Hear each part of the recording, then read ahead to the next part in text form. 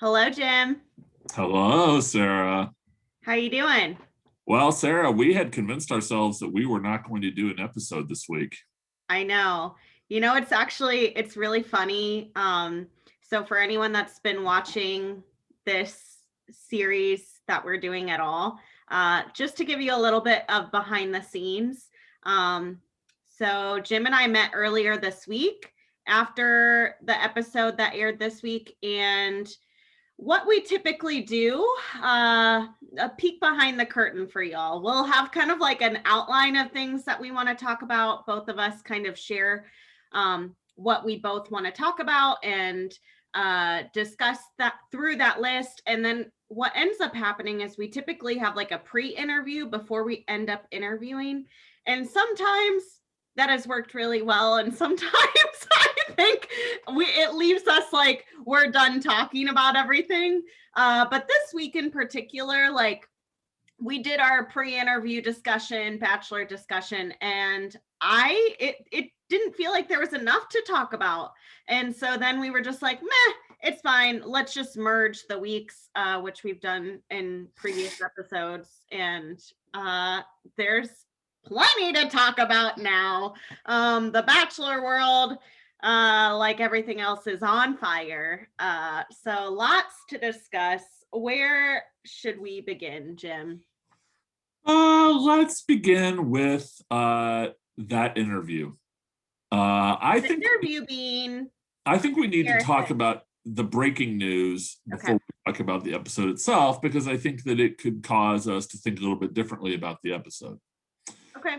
So I'm talking about the interview that Chris Harrison did with former Bachelorette lead Rachel Lindsay on a little television show that she works on called Extra. And can I also just add some more context Please. to this? Rachel Lindsay is the first Black lead of the Bachelor franchise show. And she has been very vocal with the entire franchise, speaking out about there needs to be more representation, more diversity within the show. And so she's been a very vocal. She also hosts a couple like podcasts. One of them is actually Bachelor sponsored. That's Bachelor Happy Hour, maybe. There's a that she hosts with Becca Kufrin. I would dare to say, Jim, that Rachel Lindsay, who I adore, side note, has been one of the most successful leads like post show. Like she has definitely made a way for herself in this industry. Also, she was successful before the freaking Bachelor, which is also why we love her. Like she had a life before the show, before the franchise. She was a lawyer, very successful lawyer in Texas. Somehow wound up on the show. She was really nervous about being the first Black Bachelorette because she knew the magnitude of that, the weight, the pressure. But she has continued to kind of pave the way. And so, yes, now she is interviewing Chris Harrison on one of her many jobs as an extra TV consultant and or whatever reporter, and she's interviewing Chris Harrison. Sorry. Yeah, and another piece of context that I would add to that is that Rachel Lindsay has, in particular recently, but for a while now, been fairly vocal about the burden that she feels as the former cast member that the franchise has basically put in the place of being the Black spokesperson for the franchise. Mm-hmm. And so much of what we have talked about this season has been in the context of Matt James's particular role in the history of the franchise. And so, in a sense, this is already, even before there is an interview on whatever television show with Chris Harrison and Rachel Lindsay, there's this really interesting dynamic there because I would suggest that anyone who knows anything about The Bachelor knows that Chris is more than just the host and kind of spokesmodel.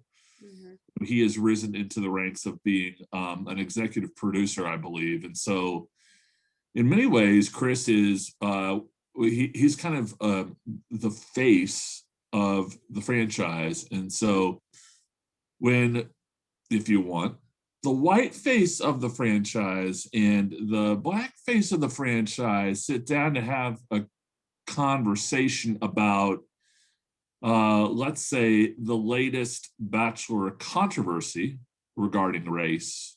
Well, this is going to be one of those pay attention conversations, regardless of what happens. Mm-hmm. And as it happens, in some ways, that attention was well suited. It was a good idea. And I don't know how much more I want to talk about the particulars right now, but I feel at least that, Sarah, puts us where we're supposed to be.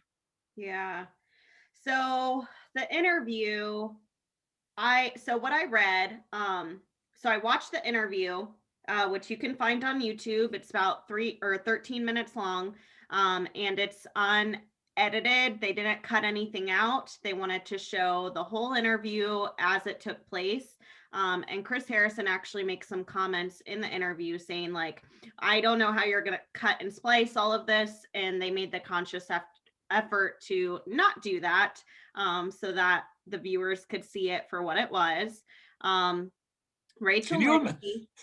Can I just interrupt for a second and say, can you imagine Chris Harrison making a comment about editing? I mean, we all know that editing is the bread and butter of reality television in general, Mm-hmm. the Bachelor franchise in particular. that to me, that question or that statement itself is it's suggesting that he's already quite uncomfortable. It's funny that you say that, because it's just more frustrating and disappointing of how the events happened if he was in some way aware. And that's the problem with the show. A personal problem for Chris Harrison, a problem for the United States of America in our society today. Again, we are back to how The Bachelor is kind of parallel to what is happening in our world and society. So, interview with Rachel. She actually was planning on just interviewing Chris about the episode. And I guess she made a comment on, so I would suggest go and watch the video, and then go and watch Rachel Lindsay's podcast, Higher Learning, with Van, her co-host Van, I can't remember his last name. It's maybe 40-ish minutes if you just listen to that, maybe 30 minutes to her talking about that after the interview, but it was kind of her speaking out about how it was problematic, and calling Chris Harrison out, calling the show out. So essentially, Rachel Lindsay, during the interview with Chris Harrison, asks him, what do you have to say about the allegations against Rachel Kirkconnell, who is, as we know, one of the front runners on this season of The Bachelor. She is the one that Matt James, at this point, she's the only one he said he's falling in love with. She got the Pretty Woman date. So that's kind of major. Well, and I'm looking at the notes that we took as we were discussing the episode that we might have filmed about this weekend's show. And, you and I were talking about whether we were at a point yet in the season where we could project who maybe the top 4 contestants would be, who would be the winners of, well, in pre-COVID times, what was the home dates, the home visits. And I'm looking at it right now, and we were remarking about the fact that there are an amazing number of women in the final 10 or 11 that we think still could be eligible for one of those slots. But we had Rachel bolded Mhm. That is to say that she is, I think, well, she was at least, I don't know, one of our favorites to go all the way, as it were, Yeah. with Matt. Yeah, I And don't think she was one of our favorites, but I think we predicted she was one of Matt's favorites. mm, that's what I meant, but Yeah. yeah, Yeah. important clarification. Yes. Um, and based on the interview, so essentially Rachel Lindsay, it's gonna get so freaking confusing. And I think you have a great term for this whole situation, right? It's Chris Yes, Harrison. I was thinking earlier today that perhaps Chris Harrison is the meat right now in a Rachel sandwich. Uh-huh. Uh, he's a man caught between two Rachels, and the question now is that meat still fresh or is it dead meat? I'm honestly not sure. Too many metaphors though. Go ahead. Yeah. So, Rachel Lindsay. Oh my God, that's so funny. As I was looking out the window, I just saw the Oscar Mayer wiener just go by. Man, sorry. Okay. Tangent. We Speaking we of will meat. not talk about whether hot dogs are sandwiches or not. Okay. Okay. So, Rachel Lindsay asked Chris Harrison, "What do you make of these allegations about Rachel Kirkconnell?" They essentially have been out now for 6-ish weeks, like since the show aired. People, as they do, go digging into all the contestants' social media. Um, Mistakes were made on, I think, a lot of levels. I think that Rachel Kirkconnell made a lot of mistakes in her past, but also you are getting ready to go on the public stage. And maybe you should have vetted some of that stuff better.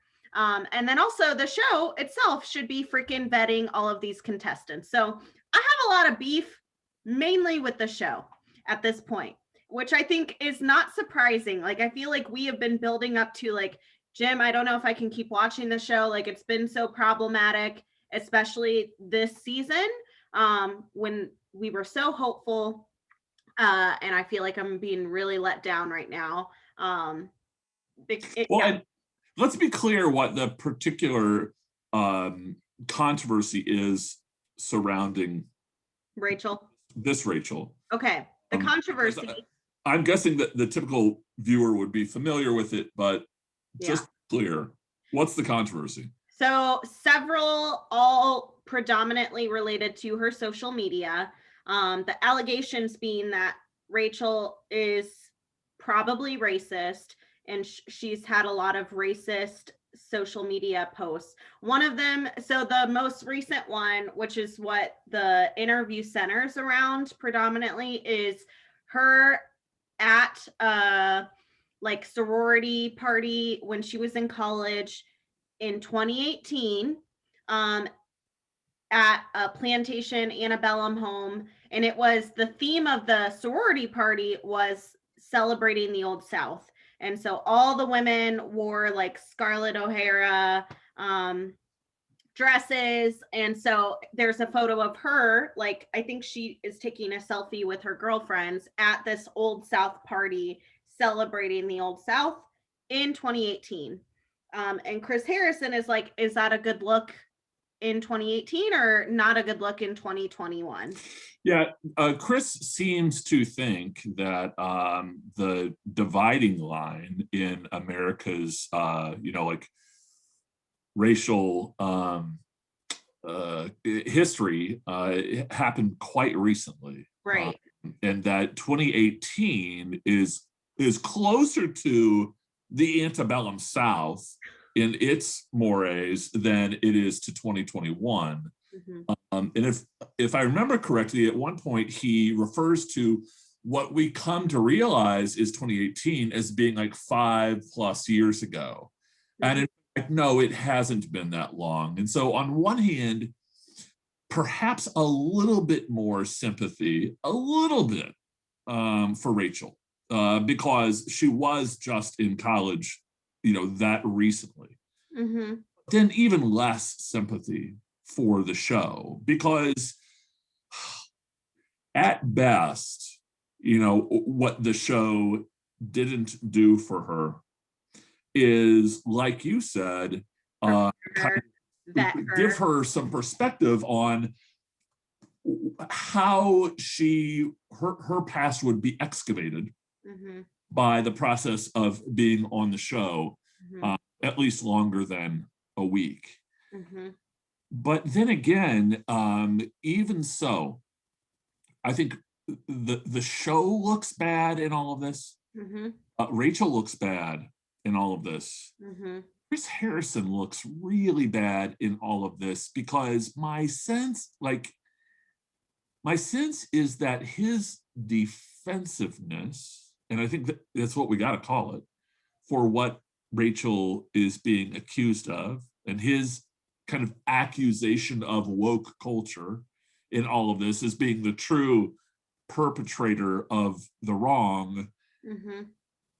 I kind of feel like we got a look into the franchise's closet. That, like, Chris kind of let his hood show a little bit, if you know what I mean, which is not to say that he or any of them are segregationists, but I'm not to say that they're not, but I feel like his defensiveness on behalf of Rachel was in many ways as indictable as Rachel's behavior was. He did not do this well. And when you have him doing this interview again, not with just some random member of the press, but with Rachel Lindsay, who knows very well how nuanced at best and really messy at worst the Bachelor's racial politics are, it looks even more damning. The Rachel debacle.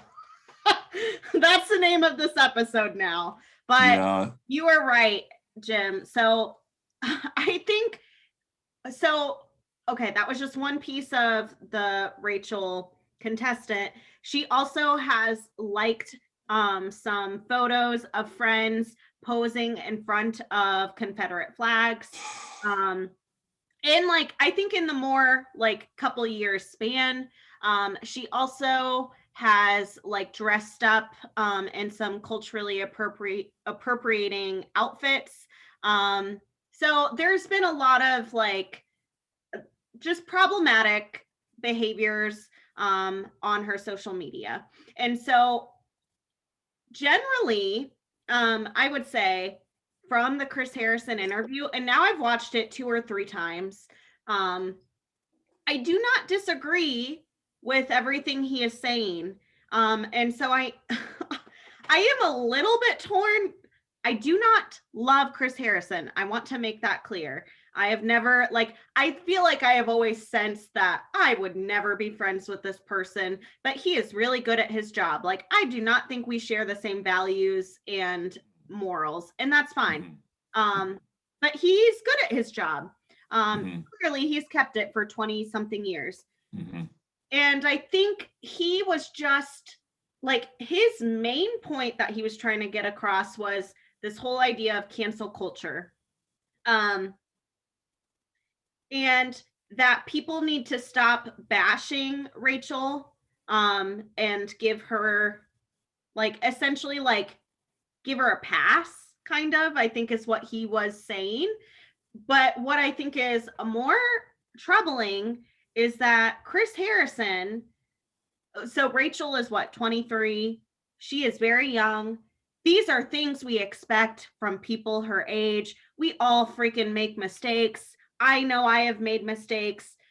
Everyone's going to make mistakes like that. Whether they're in front of the entire world to see, that is a different thing. She knew that she was going on The Bachelor. So it's escalated the magnitude of it. It's a lot heavier. However, Chris Harrison is almost 50 years old. It is troubling that he I think the main issue with the interview is he did not denounce it. He did not say this is wrong. He kept saying he wasn't defending her, but he kind of was defending her. And that's the issue, is you need to say this is wrong. We do not stand for this. And I get he did not want to speak for her. And he doesn't want people to attack her. But at the end of the day, you need to say, like, this behavior is not something we condone. We don't want it as a part of the franchise. And at this point, or at that point, Chris Harrison was the face of the franchise. And he should be very cognizant that that is his role. And he should know better. Chris likes to come off as every contestant's friend, right? And so I think that we could be coaxed into believing that this is a friend coming to stand up for a friend. But let's be clear, it's much more than that. I mean, necessarily Rachel is, for Chris and the other executive producers, a potential part of the near future of this franchise. Someone who has been as successful as she has been so far in this season, is someone who is going to be considered to continue to be a part of the Bachelor stable for the near future. I would be willing to put money on it. And so Chris has an investment in Rachel. Mm-hmm. The way that he defends her, all the more suspect to me. Yeah. You know, and the other thing I'll say about cancel culture is this. I think that if you are going to invoke cancel culture as a reason for someone drawing a line, in this case, ABC,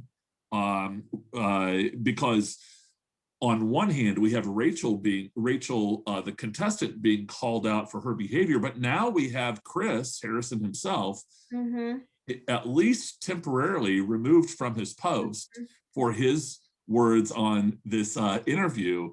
You know, if you're going to invoke cancel culture as reasons for either one of those moves, that is, there isn't consistency.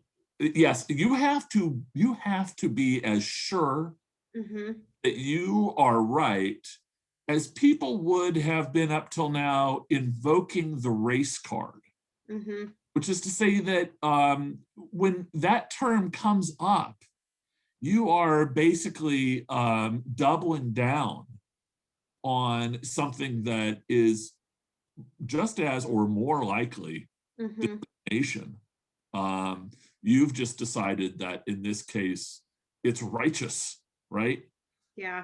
I don't know that he has a leg to stand on, except in this, that at one point in the interview, I believe he says that way back in 2018, there would have been a ton of people doing the kinds of things that Rachel was doing. And I think he even cites the number 50 million. 50 million, yeah.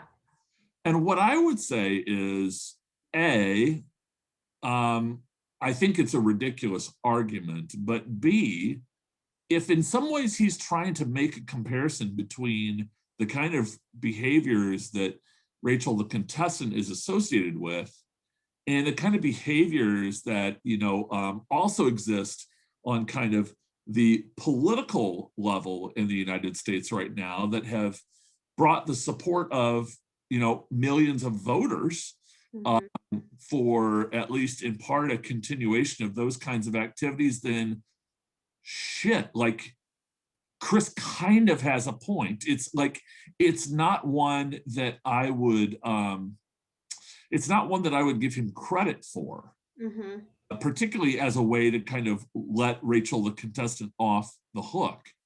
But I think the sad reality is that what we find in her social media for a woman of her age, in a college setting, and particularly perhaps in certain parts of the country more than others, yes, the problem has been really big, and a push against it in the form of her being called out, Chris Harrison being called out, whatever, is a far cry from anything like justice. Yeah. Oh man, I have like so many feelings about it, and I'm also conflicted about my feelings about it because this Yeah. seems so trivial. Uh, but I think you are kind of making a point that is similar to what I am feeling. I was getting so worked up about this last night because that was when it was announced of Chris Harrison is stepping aside, right? So I had Mhm. seen everything. Like you were the one that reached out to me sharing that news because I hadn't seen it at that point. Um, and once I heard that, I was like, holy crap! Like holy crap, this is the best case of cancel culture. And like I did not agree with Chris Harrison, and I was getting so worked up about this because of the inconsistency in the show of how they have handled all of these issues, race and gender, all of it. And I'm just, yeah, Chris Harrison is going to be okay. He is a man of privilege. Maybe this is his time to finally like move on and find something else for yourself. That's fine. Um, but it's still, I just think was a little too much for the show to do that. And also they're not being consistent in their actions regarding supporting or taking a stance on justice and supporting people of color, uh, oppressed people. Like that's clearly the franchise. There are so many more issues. Um, yeah, it is on fire, and it'll be interesting to see how it like comes out of this situation. What I am also extremely frustrated with is when you're saying Chris Harrison tries to come across like someone's friend. Um, the big controversy is why hasn't the contestant Rachel shared anything, like spoken up on like to advocate for herself, because it is like everywhere in Bachelor universe at this point. um and so she's gotten a lot of heat, and why would you not like try to defend yourself or share an Mhm. explanation? And part of the interview with Rachel Lindsay is she was pointing out that she is not contractually bound, like she can speak out for herself. And so I think contestant Rachel was trying to make a point of like, the franchise isn't letting me speak, like they denied the statement I wanted to make. Which again, more fishiness, that's shady. I don't know, she's also young and probably just like really impressionable. Like I feel for her because she probably, yeah, she's just like young enough, she doesn't know any better. And so the statement she sent to the franchise, they said no, that's not good enough. Now it's been 6 weeks later, the interview with Chris Harrison happened. Chris Harrison, if you're trying to be her friend, why the heck have you not reached out to her? Honestly, like if you are concerned about her, which you seem to, that's what you're depicting to everyone, why haven't you reached out to her? He made the comment, I haven't heard from her. Why the heck not? You've met her in person at this point. Like, why, if you care about her well being, Well, why would you not reach out to her? yeah, So, and this is where, like reality television, it gets us. It's so easy to lose sight of what is real and what isn't. This is the very same Chris who is stunned to see Heather Martin show up in the midst of the last episode. And mhm, there is so much crafting that is done to make the show's narrative mhm, all the more interesting, that when the show and the real lives of the people who surround it start to blur those lines, then mhm. why should we trust this guy that we know is at best playing a character, Mhm, the television show, and mhm. at worst, like, is openly deceptive, you know, about what he knows and doesn't know, what he endorses and doesn't endorse. Mm-hmm. And, you know, what I would say is, you know, one of the reasons why I would personally be careful about using the term cancel culture to describe what happened to the show in many ways, with Chris's temporary departure, is that this is a show that has made a lot this season in particular of the fact that it was turning this corner, right? And it has saluted itself for what it has done to be more inclusive, right? And so is it possible in that context that you could pick a young white woman who would, you know, have these kind of transgressions in her social media past? Sure. But then what are you going to do about that? You know, it's really easy. All you have to do is say no comment, right? All you have to do is say, this is a private matter between this young woman and blah, blah, blah, blah, blah. And, but no, you know, Chris decided that he was going to double down. And I feel like in a situation like that, then whatever he gets, you know, as far as like a professional consequence of that behavior, I'm going to say, great. You know, I'm going to say that needed to happen. I'm going to say that maybe this is an indication that for this and other reasons that Chris, you know, has kind of like outlived his usefulness for the franchise. Yeah. We talked about the fact that, you know, he used to be a peer to the contestants and now he's more of a father figure. You know, maybe this is reason why you don't make a cast up of young 20-somethings. Yeah. If it takes a young person till age 30 or so to allow us to have the expectation that they will have properly curated their online lives, to avoid this embarrassment on one hand and this kind of like this awareness on the other hand, then why can't The Bachelor change in that way? Why can't we have a younger host? Why can't we have older contestants? Or maybe the show just needs to go. Yeah. I don't know. Yeah. I don't know. Yeah, I think, I mean, it's all just kind of, I mean, it's shocking and it's not shocking. It feels like a knee-jerk reaction, and yet it's been a long time coming. And so I agree with you. Chris Harrison has to deal with the consequences for his actions. Absolutely. I guess I am just like fearful, which it's just kind of hilarious that like we're doing the show, we're talking about it. We have supported it. It's like I am fearful the show, like I hope they use this moment to change. I'm fearful it won't, because I don't think Chris is like the going to be the only thing that fixes the show, right? Like I think it's more systemic within the franchise, within all the other people that are a part of the show.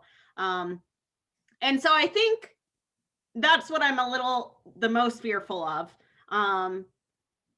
It's interesting. So since this happened and like before we met today and chatted, so Chris Harrison, I don't know if you know his girlfriend, Lauren Zima. She is, I believe, like a ET Entertainment Tonight correspondent. She covers The Bachelor. That's actually how they met. Both like divorced, but she has also, what I think is kind of just fascinating, is that she has also called him out and his behavior out, which I think is like good for her. And I'm happy to see that. I just have so many thoughts and feelings, Jim. Part of me, okay, this is a new generation. This is a new era. Hopefully that's what this means. like out with the old, and like we got to move forward. Hopefully that's what can happen. Yeah, I think we all do have to move forward. I think we know that. I think that and this is something that you and I knew coming into this season, is that in the grand scheme of American culture, at least where you and I sit in it, The Bachelor has as far to go, if not further, than what I would call like the typical entertainment franchise. And so this is a huge new piece of evidence, I would say, about well where The Bachelor is in 21-21, let alone where or in 2021, let alone where it was in 2018. It's time to get that engine started, folks. And I don't know that Matt James is being the lead for this season, if necessary, is going to be anything like sufficient to even give the broader swath of the fandom enough evidence that that the series is heading in the right direction. And I think, interestingly enough, as you and I have talked about, we still have some season to go. Mm-hmm. And you think that whether he wants it to or not, the rest of Matt James's season is going to have a significance on perhaps the near future of the franchise, mm-hmm. which is a lot to put on, a 30-year-old kid. I can't believe I just called him a kid. But it's a lot to put on a 30-year-old. But, I think that in that respect, Matt James may be as capable as anybody who's been on the show to handle that. So mm-hmm. We'll see. Yeah, I kind of feel like this just definitely is not the end of the conversation, because this happened in the middle of the season. I believe that they already filmed the Women Tell All. We'll see if they have to refilm that. They have not filmed after the final rose. So who's going to be there like hosting that? Right. How are they going to address that? Well, I can imagine all sorts of people that they might consider having host after the final rose. That could be a fun episode to shoot in and of itself. Who could we have host after the final rose of this season of The Bachelor? I don't know. But I think that our viewers can anticipate that as the season goes on, and as you and I continue to track that, we will be tracking it also in the context of this conversation that we've had today. Mm-hmm. Yeah, it's just a lot. It's just a lot. And it kind of makes Queen Victoria look manageable, The most dramatic season ever, Jim. That's right. The most dramatic season ever. Those claims will come back to bite you. Yeah. Oh my gosh. Well, I think that I'm going to propose that that's it for us this week, because I want to do the topic honor enough to maybe not get into the nitty-gritty details of this week's episode with you. Yeah, I think that's fair. We have another episode soon. Bachelor keeps giving us content whether we enjoy it or not. Yeah. It's a little bit of an emotional roller coaster. I am hopeful for a new era, Jim. I guess this is the point in the show where we say, if you haven't received a rose, say your goodbyes. But please subscribe. It's Valentine's Day as we tape. No rose. You've been canceled. Okay. Thanks, Sarah.